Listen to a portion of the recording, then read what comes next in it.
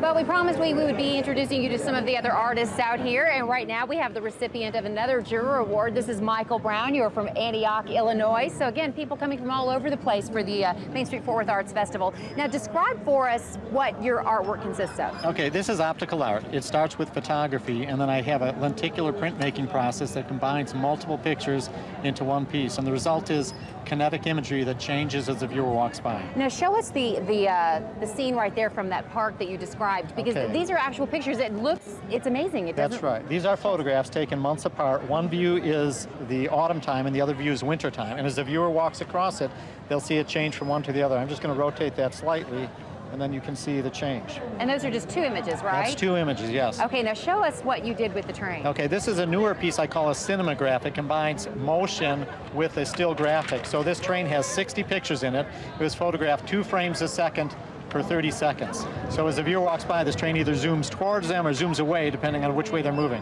Right, I mean, that's got to be, I know yours has to be one of the more popular booths just because people have a hard time imagining what it is they're seeing. There are a lot of people bobbing back and forth in my booth looking at the artwork.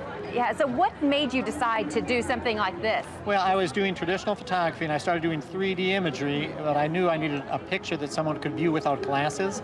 So in my booth, I actually have 3D photographs you can see with depth, no glasses, and I learned in doing that process I could make pictures that were kinetic as well, and that's how these came to be. That must have been an exciting moment for you. It was very nice. It took actually 2.5 years of trial and error to get this all to work. And it's certainly working for you. And you say that something like this, how long does it take to create? It takes me about 3 days after I have the photographs.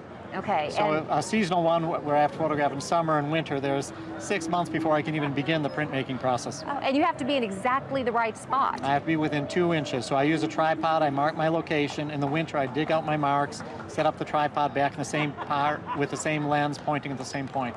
Again, you know, such time-consuming work, but the end result is so beautiful. I mean, it really is. It just, when you look at that, it's just, it takes your breath away. It's really beautiful. Oh, thank you. So hopefully folks can come out and take a look at what you have to show them. That'd be great. I hope they come out. Yeah, that's right. And it's all for sale, too. That's right. Okay, all right. Thank you so much.